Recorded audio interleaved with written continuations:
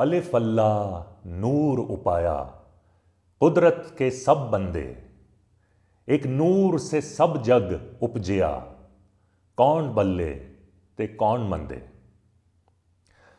دوستوں، آج پاکستان میں ہمیں یہ سوال اکثر سننے کو ملتا ہے کہ کیا بانیان پاکستان کا ویژن ایک اسلامی ریاست بنانا تھا یا کہ ایک سیکولر ریاست جس میں نہ صرف مسلمانوں کے تمام فرقوں کو بلکہ باقی اقلیتوں کو بھی برابر کے حقوق فراہم ہو سکیں۔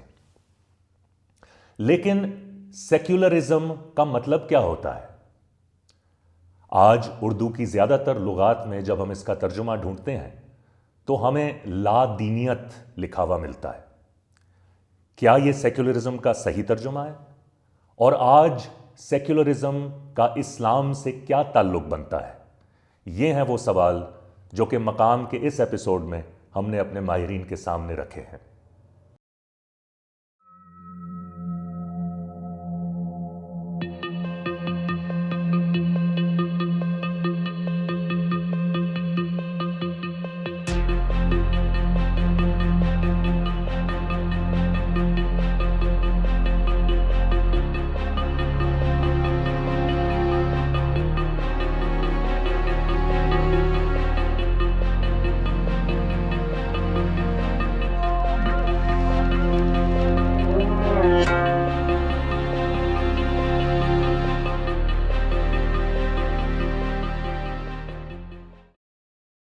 کیا سیکولرزم کا مطلب لادینیت ہے؟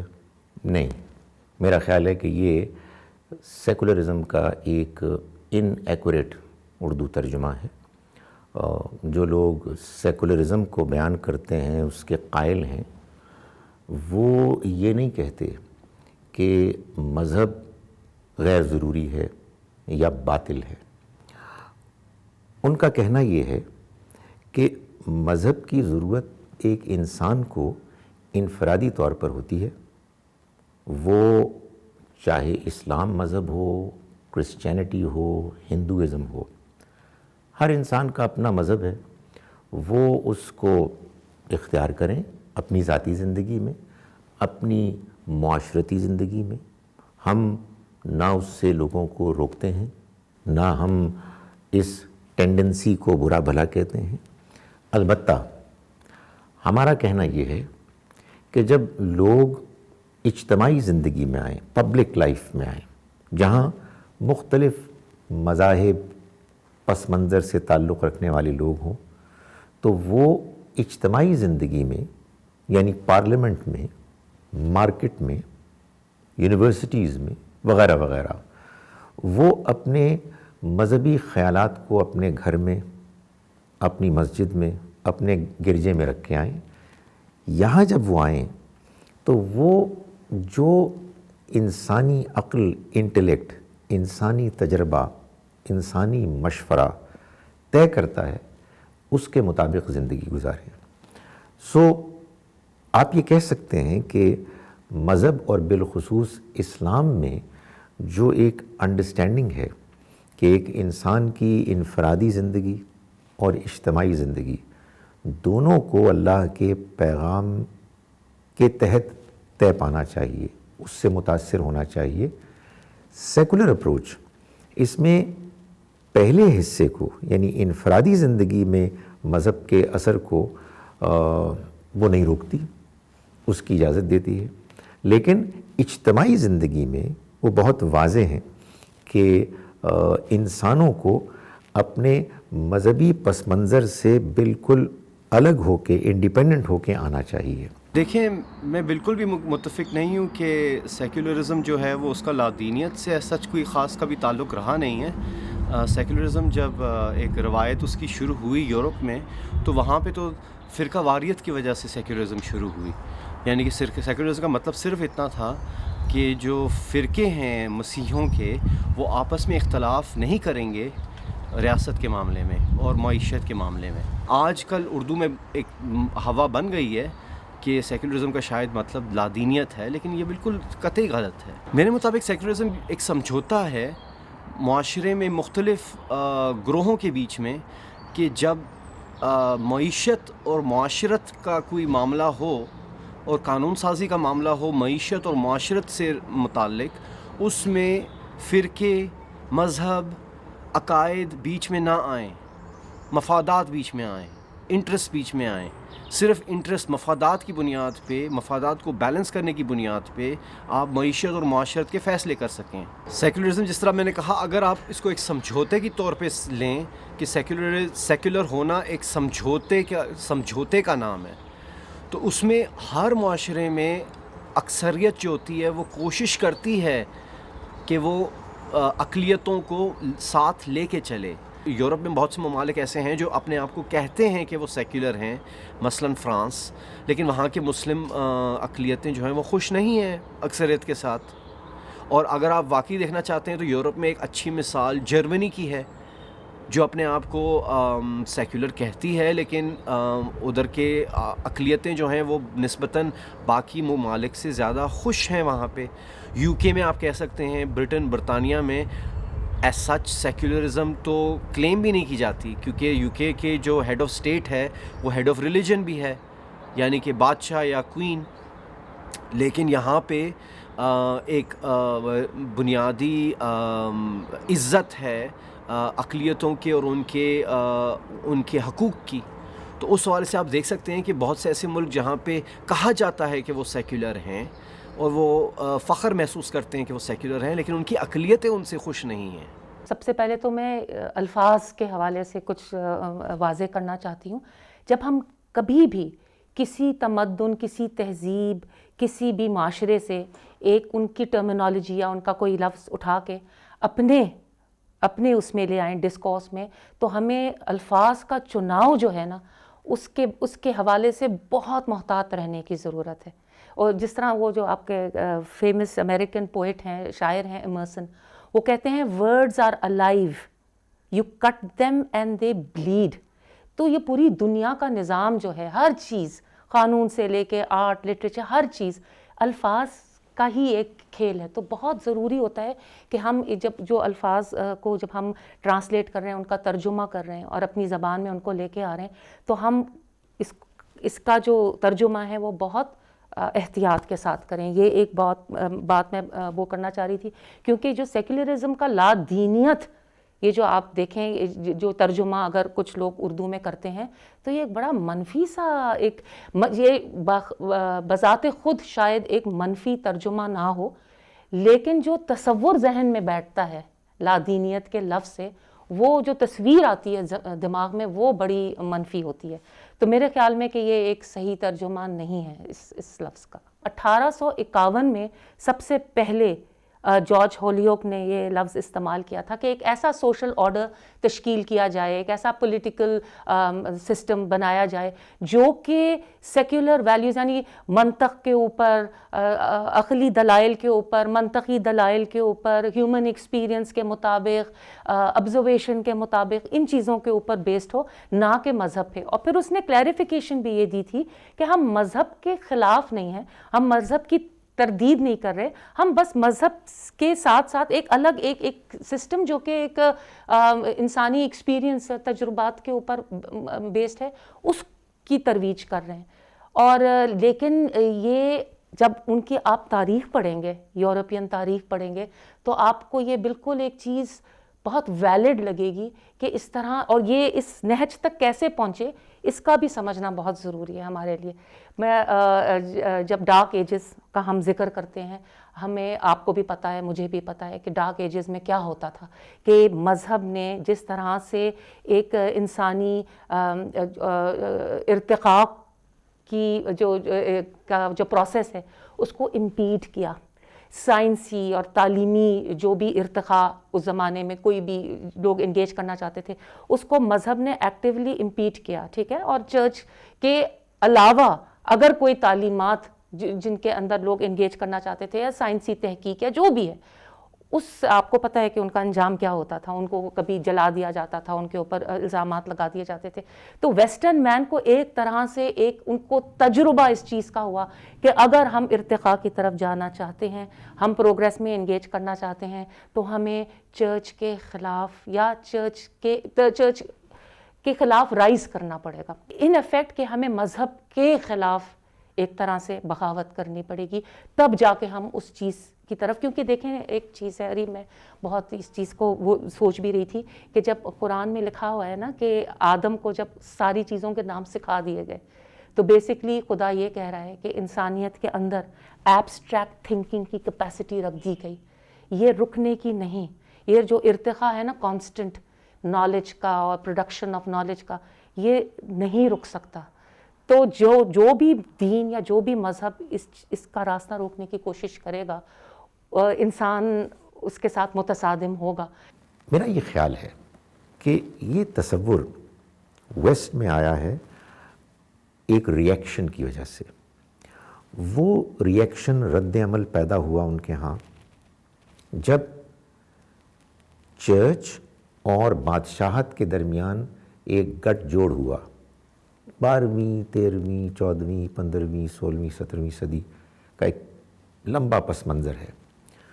اس میں بہت مظالم ہوئے, بہت زیادتیاں ہوئیں, خاص طور پر ان لوگوں کے ساتھ کہ جن کو ہم کہہ سکتے ہیں اہل خرد, اہل دانش, انٹلیکچوئلز, فلاسفرز, سائنٹسٹس, انٹلیکچوئلز, جو کوئی عقل کی بات کرتے تھے تو ان کو دبایا جاتا تھا, ان کے ساتھ زیادتی کی جاتی تھی, بلکہ بعض کو تو مار دیا جاتا تھا.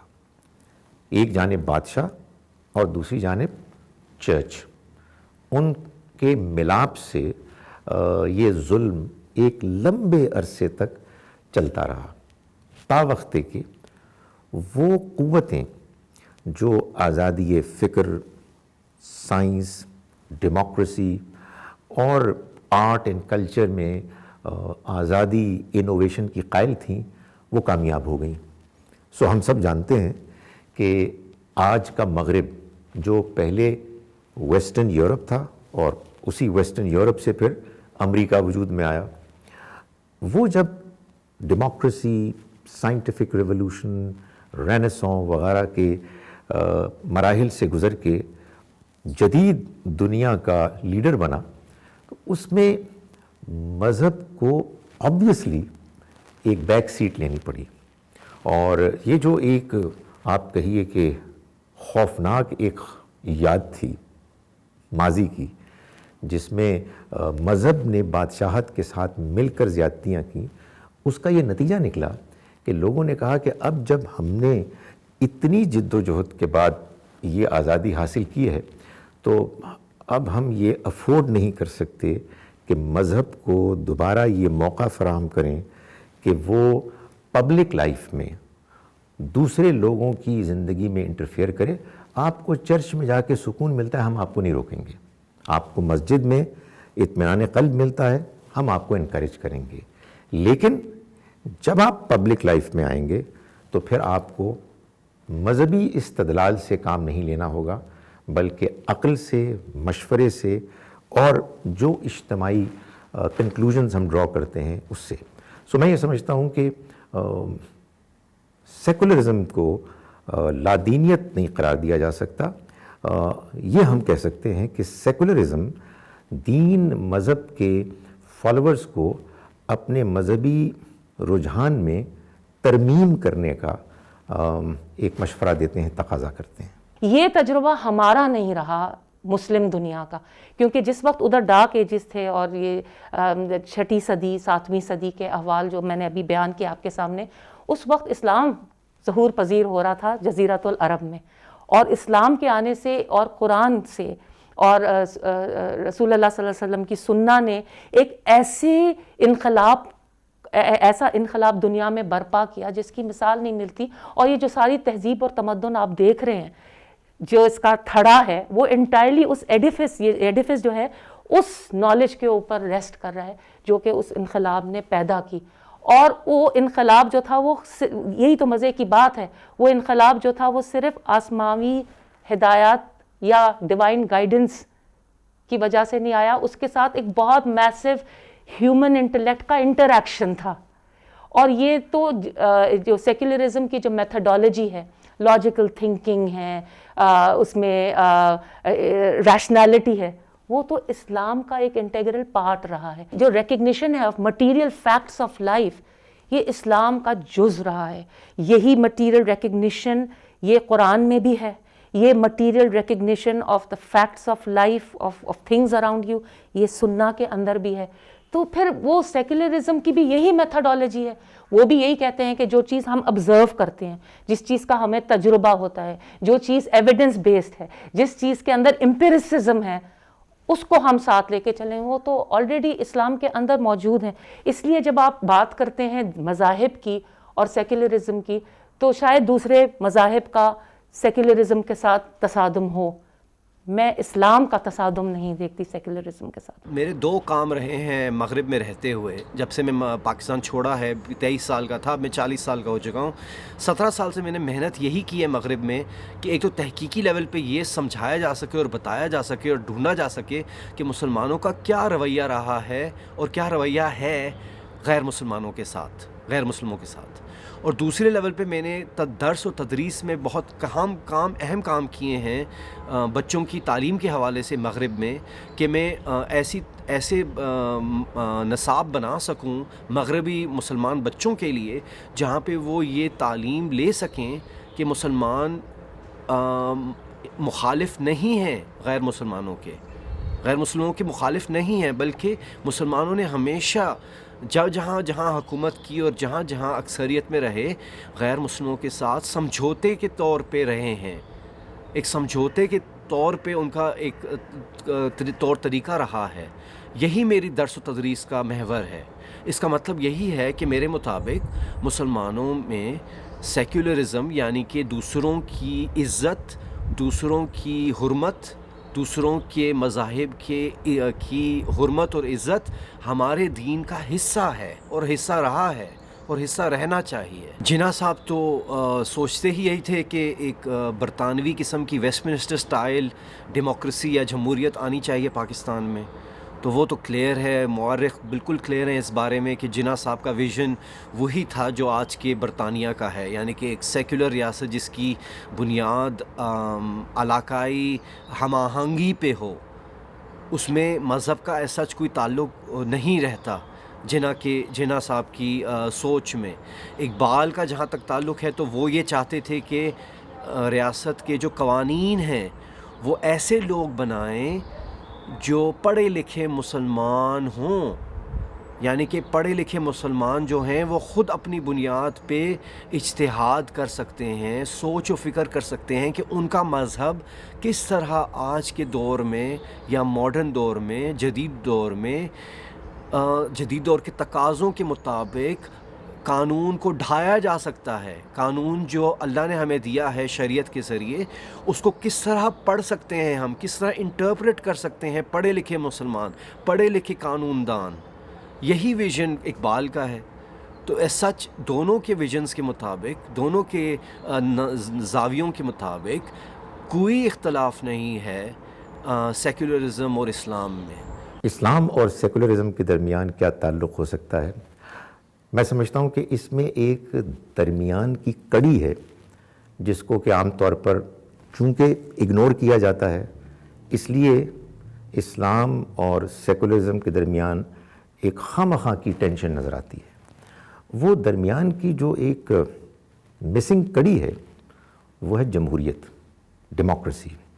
دیکھیں, اہل مذہب بھی اس معاملے میں زیادتی کرتے ہیں اور سیکولرسٹ بھی زیادتی کرتے ہیں. مثال کے طور پر پاکستان میں ایک اچھی ریاست قائم کرنا چاہتے ہیں, اچھا نظام قائم کرنا چاہتے ہیں. بعض لوگ ہیں کہ جو کہتے ہیں کہ ہم مذہب کی روشنی میں ہم اپنا لائے عمل طے کریں گے. بعض لوگ یہ کہتے ہیں کہ ہم عقل, خرد اور مشورے سے جو بات سمجھ میں آئے گی اس کو ہم امپلیمنٹ کریں گے. اس میں جھگڑا کیا ہے؟ آپ پارلیمنٹ میں آئیں, لوگوں کے ووٹ لے کے آئیں اور آپس میں گفتگو کریں. میں بحیثیت مسلمان اگر کوئی اجتماعی معاملہ ہوگا, لیٹ سے معیشت کا معاملہ ہوگا تو میں اپنے مذہبی انڈرسٹینڈنگ سے لیٹ سے ربا انٹرسٹ کی پروہیبیشن کو, حرمت کو پیش کروں گا, مگر میں محض مذہبی دلائل سے نہیں پیش کروں گا، بلکہ چونکہ میرے ساتھ بہت سے ایسے پارلیمنٹیرین ساتھی ہوں گے کہ جو مذہبی استدلال کو نہیں مانتے، تو میں ان کو قائل کروں گا، میں ان کے سامنے آرگومنٹس پیش کروں گا، میں ان کو اجازت دوں گا کہ وہ میری بات کو کرٹیسائز کریں، مجھ سے سوالات کریں۔ بحیثیت ایک مذہب کے نمائندے کے یہ میری ذمہ داری ہے کہ میں لوگوں کو کنونس کروں، اور میں اس کا پابند ہوں کہ اگر وہ کنونس نہیں ہوتے تو میں ان کو حق دوں کہ وہ اپنا وہ نقطہ نظر کہ جس پر وہ قائل ہیں اس پر قائم رہیں، مگر میں سیکولرسٹ سے بھی یہ تقاضا کروں گا کہ وہ میرے اس رائٹ کو رسپیکٹ کریں کہ میں پاپولر ووٹ لے کر اگر پارلیمنٹ میں آیا ہوں، یا فور دیٹ میٹر کہیں کسی فورم میں بھی ہوں جہاں مجھ سے مشورہ مانگا جا رہا ہے، تو میں چونکہ اپنے دین سے انسپائرڈ ہوں تو میں اپنی دینی انڈرسٹینڈنگ کو پیش کروں گا۔ آپ اصرار کریں گے تو میں دین کا نام بھی نہیں لوں گا، لیکن یہ کیسے ہو سکتا ہے کہ میں نماز کے وقت تو اپنے رب کے آگے اپنا سر جھکاؤں، لیکن اسی رب کا حکم میں معیشت اور معاشرت اور دوسرے معاملات میں ٹھکرا دوں؟ تو میرے لیے تو یہ متضاد رویہ پاسبل نہیں ہے، لیکن میں اس حقیقت کو مانتا ہوں کہ اس دنیا کا اور خاص طور پر پچھلی چند صدیوں کا ایک تجربہ ہے، ایک پس منظر ہے، جس میں میرے بہت سے بہن بھائی کے جو اس وقت مذہب کے اس طرح سے قائل نہیں ہیں جیسے میں ہوں، تو مجھے اس اپرچونٹی کو اویل کرنا ہے کہ میں ان کے سامنے اپنا پوائنٹ آف ویو پیش کروں، بغیر غصے ہوئے، بغیر دوسروں کو مورد الزام ٹھہرائے، اور ان سے بھی میں کہوں کہ پلیز آپ میری بات بھی تحمل سے سنیں، اور میرا پوائنٹ آف ویو بھی آپ اپنے عقل کی روشنی میں دیکھیں۔ یہ جو تعصب پیدا ہو جاتا ہے انسانوں کے درمیان مختلف کیٹیگریز میں بٹ کے کہ یہ اہل مذہب ہیں، ان کی بات نہیں سننی، یہ سیکولرسٹ ہیں، یہ تو بے دین لوگ ہیں، ان کی بات نہیں سننی، میں سمجھتا ہوں یہ ہے مہلک چیز۔ دس از واٹ از ڈسٹرائنگ اس۔ سو ہمیں ایک دوسرے کی بات کو کھلے ذہن کے ساتھ سننا ہے تاکہ ہم اپنے معاشرے کو ایک بہتر معاشرہ بنا سکیں۔ سب سے پہلے تو یہ بات کہوں گی، جو آپ کے اسلامو فوبز ہیں اور جو اسلامک ایکسٹریمسٹ ہیں، they are on the same page, وہ ایک گروہ ہیں، کیونکہ وہ دونوں یہی تصویر دنیا کو دکھاتے ہیں کہ اسلام ایک شدت پسند مذہب ہے، جو کہ بالکل نہیں ہے۔ اور تو یہ ایک سب سے پہلی بات کہ یہ they are all on the same page. یہ بھی جو ایک طریقہ ہے نا، یہ جو انٹرفیتھ ڈائلاگس ہولڈ کرنے کا طریقہ یا لوگوں کا آپس میں بیٹھ کے آئیڈیاز ایکسچینج کرنے کا طریقہ، یہ آپ کو اسلامی تمدن میں، بلکہ اسلامی تاریخ میں، بلکہ سیرت النبی کا یہ ایک بہت بہت اہم جزو ہے، ٹھیک ہے۔ اور اس میں ایک بہت انٹرسٹنگ بات ہے، جب ہم لوگ کانفلکٹ میں ملٹی کلچرلزم اور پلورلزم کے حوالے سے ٹریننگز دیتی ہوں، اس کے اندر ہم جب بات کرتے ہیں کہ یہ جو کانفلکٹ آ رہا ہے اور مختلف تہذیبوں کے درمیان، مختلف مذاہب کے درمیان، مختلف معاشروں کے درمیان، اس کو کیسے سالو کیا جائے، تو ایک میں تھیوری پڑھاتی ہوں جی، اس کا نام ہے ویلیو کانفلکٹ تھیوری۔ اس میں وہ کہتے ہیں کہ ہر جو معاشرہ ہے اس کے کچھ اقدار ہوتے ہیں۔ دنیا میں ایک ویلیو لیس سوسائٹی کا کوئی کانسیپٹ نہیں ہے، تو وہ کہتے ہیں کہ جب دو سوسائٹیز کی ویلیوز اور اقدار جو ہیں وہ متصادم ہو جائیں، یا ان کے درمیان تصادم آ جائے، یا وہ کانفلکٹ میں آ جائیں، وہاں سے مسئلہ شروع ہوتا ہے۔ تو وہ کہتے ہیں کہ اس کو سالو کرنے کا بہترین طریقہ یہ ہے کہ آپ سمجھنے کی کوشش کریں کہ ان کی ویلیوز ہیں یا کہاں سے آ رہی ہیں، یا کیا یہ کون سے تاریخی پروسیس سے گزرے، یہ ادھر کس طرح اور کیسے پہنچے، اور ان کو سمجھنے کی کوشش کریں۔ نہ صرف سمجھنے کی کوشش کریں، اپریشیٹ کرنے کی کوشش کریں۔ مجھے اپریسیشن ہے نا، وہ بہت امپورٹنٹ ہے مجھے، اور یہ ایک بہت مسنون طریقہ ہے، کیونکہ سن 9 ہجری میں جب کرسچنز آئے تھے نجران کے، وہ حضور پاک صلی اللہ علیہ وسلم نے ان کو 3 دن مدینہ منورہ میں انٹرٹین کیا، مسجد نبوی میں وہ رہائش پذیر رہے 3 دن۔ ایک بہت بڑے دو ویلیوز کی ڈیبیٹ تھی، 2 ویلیوز کے درمیان، ایک طرف توحید تھا اور ایک طرف تثلیث تھی، ایک طرف یونٹی تھی، ایک طرف ٹرینٹی تھی۔ 3 دن ڈیبیٹ کے بعد جب وہ لوگ واپس جا رہے تھے، تو یہ میں بہت شیئر کرنا چاہ رہی تھی، یہ وہ چارٹر ہے جو نبی پاک صلی اللہ علیہ وسلم نے دیا to the Christians of Najran, جس میں ایک بہت قابل غور و فکر جو بات ادھر میں آپ کو بتاؤں، اس میں لکھا ہوا ہے کہ to the Christians of Najran and the neighbouring territories the security of God and the pledge of his prophet. یہ رسول اللہ صلی اللہ علیہ وسلم اپنا وعدہ، اپنی پلیج دے رہے ہیں، are extended for their lives, their religion and their property. بحیثیت وکیل جب میں اس کو پڑھتی تھی تو مجھے ایک دم سے لائفز اور پراپرٹی کی طرف میری نظر جاتی تھی، کیونکہ میں ایک وکیل ہوں اور ظاہر ہے ان چیزوں سے ہم ڈیل کرتے ہیں. ایک دن میں اس کے اوپر غور کر رہی تھی کہ ایک دم ریلیجن یوں نکل کے آیا، اور میں نے کہا یہ کیا کہہ رہے ہیں. He is extending his protection for not only کہ ان کی زندگیوں کے لیے، ان کے جان و مال کے لیے، بلکہ ان کے مذہب کے لیے. اور پھر آخر میں کہتے ہیں no image or cross shall be destroyed, they shall not oppress or be oppressed. تو یہ اب اسلام میں تو جو صلیب ہے اس کے نشان کا یا تسلیس کے حوالے سے جو بھی تعلیمات ہیں، لیکن یہ کسی اور کے ویلیو سسٹم کو سمجھنا، اپریشیٹ کرنا، پروٹیکشن دینا، یہ وہ ہے جو کہ ہمیں کرنا پڑے گا. ہمیں ایک دوسرے کے ساتھ بیٹھنا پڑے گا، نیگوسیشنز کرنی پڑیں گی، گیو اینڈ ٹیک کرنا پڑے گا، ڈائلاگ کرنا پڑے گا. اس سے باہر ہمارے پاس کوئی اور راستہ نہیں ہے. انتہا پسندی چاہے اسلام کی ہو، مسیحت کی ہو، سیکولرزم کی ہو، لبرلزم کی ہو، انتہا پسندی کسی بھی حوالے سے صحیح نہیں. انتہا پسندی کا مطلب ہی یہ ہے کہ آپ دوسروں کو برداشت نہیں کر سکتے. یہ تعلیم ادب سے دور ہے، کسی بھی معاشرے کے ادب سے دور ہے. اس کو پروان چڑھانے کی وجہ صرف اور صرف سیاسی ہے. صرف سیاست کی وجہ سے لوگ اپنی دکان چمکانے کے لیے انتہا پسند ہوتے ہیں اور دوسروں کو راغب کرتے ہیں انتہا پسندی پہ. تو اس لیے ضروری ہے کہ اس کے حل بھی سیاسی ڈھونڈے جائیں. سیاسی حل، متبادل سیاست کے حل ڈھونڈنے پڑیں گے ہمیں بھی، مغرب میں بھی اور مشرق میں بھی، مسلمان دنیا میں بھی. متبادل میانہ روی کی سیاسی سلوشنز ڈھونڈنی پڑیں گی آج کے مسائل کے لیے، جو انتہا پسندی پوری دنیا میں پروان چڑھ چکی ہے، چاہے مسلمانوں کے خلاف ہو، اقلیتوں کے خلاف ہو، یا اسلام کے نام پہ ہو، یا لبرلزم کے نام پہ ہو. دنیا بھر میں انتہا پسندی کے جو مسائل ہیں وہ صرف اور صرف سیاسی ان کے حل ہیں. اسلاموفوبیا اور انتہا پسندی جو مسلمانوں میں ہے، ان کے درمیان کیسے ایک ریکنسیلیشن کا امکان پیدا کیا جائے. میں سمجھتا ہوں کہ یہ دونوں ٹرینڈز اصل میں مبنی ہیں علم کی کمی پر. جو لوگ اسلاموفوبیا کے آپ کہیے ٹرینڈ کا شکار ہیں، ان کو اسلام کی صحیح تعلیمات چونکہ معلوم ہی نہیں ہیں، اس لیے وہ اسلام کا سن کے غصے میں آ جاتے ہیں. کیوں ان کو معلوم نہیں ہے؟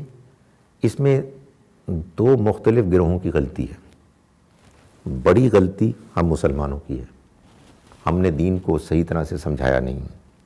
لیکن بہرحال ان لوگوں کی بھی غلطی ہے کہ جو ان اختلافات کو بڑھا چڑھا کے اور ایک ون سائیڈڈ پروپیگنڈے کی شکل دے کے وہ لوگوں کے ذہنوں کو برین واش کر رہے ہیں. ظاہر ہے کہ ایسا نہیں ہونا چاہیے. مگر دوسری جانب مسلمانوں میں جو انتہا پسند ہیں، میں سمجھتا ہوں کہ ان کی غلطی زیادہ بڑی ہے، وہ زیادہ ذمہ دار ہیں. دیکھیے ایک بات سمجھ لیں کہ جب آپ مسلمانوں سے پوچھیں گے کہ جو اسلام کو اللہ کا دین سمجھتے ہیں کہ آپ لوگ کیا چاہتے ہیں دنیا میں، تو مسلمان یہی کہے گا کہ جی ہم یہ چاہتے ہیں کہ اللہ کا دین پھیل جائے، ہر شخص اس کو مان لے.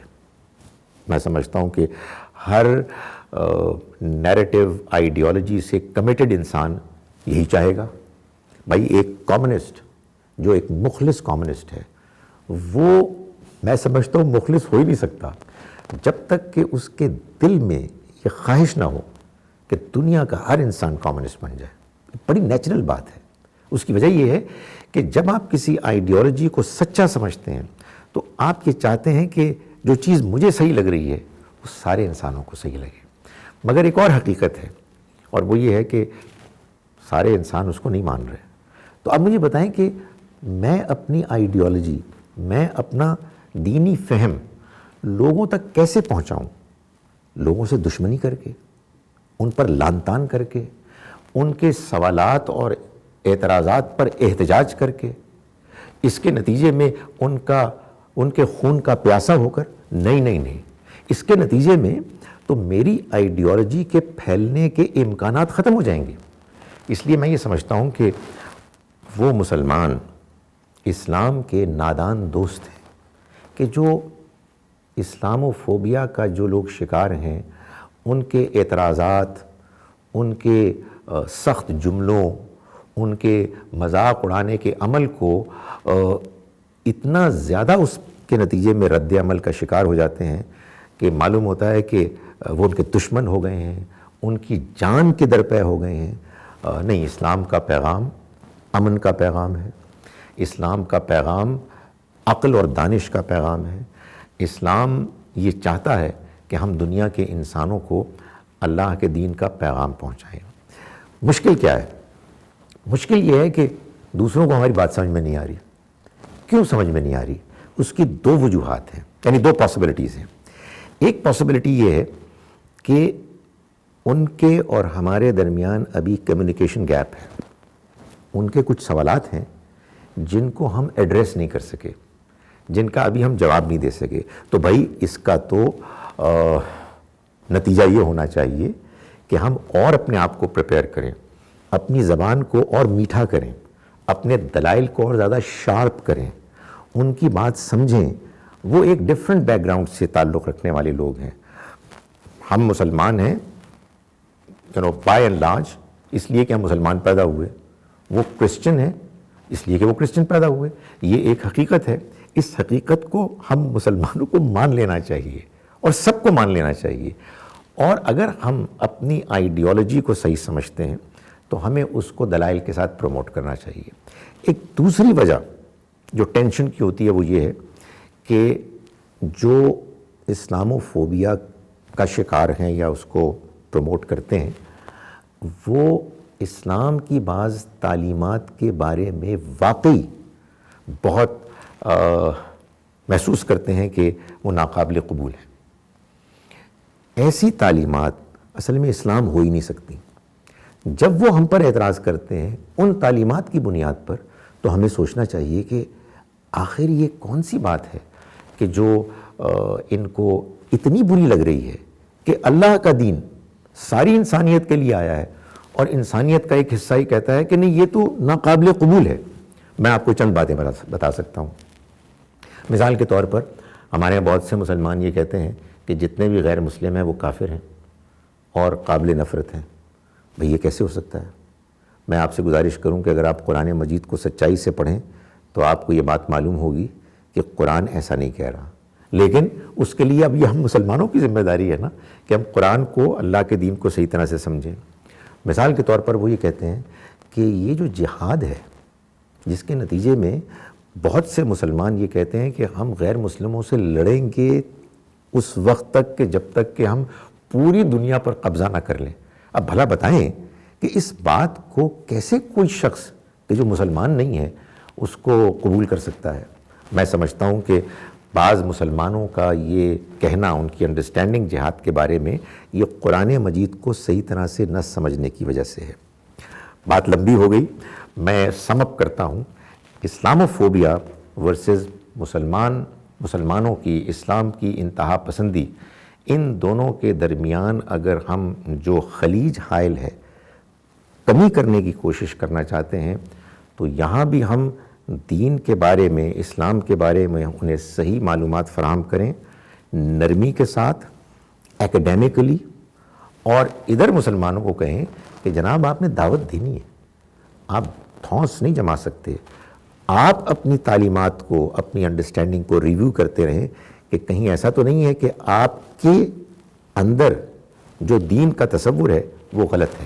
تو میں سمجھتا ہوں کہ اگر یہ ایک ٹرینڈ پیدا ہو جائے بڑے پیمانے پر تو یہ اختلاف، یہ جو انسانوں کے درمیان ہے، یہ ایک رحمت بن جائے۔ اس کے نتیجے میں لوگ ایک دوسرے کے ساتھ ہیلدی ڈسکشن کریں اور اپنی اپنی غلطیوں پر نظر ثانی کریں، ایک دوسرے کو بات سمجھانے کی کوشش کریں۔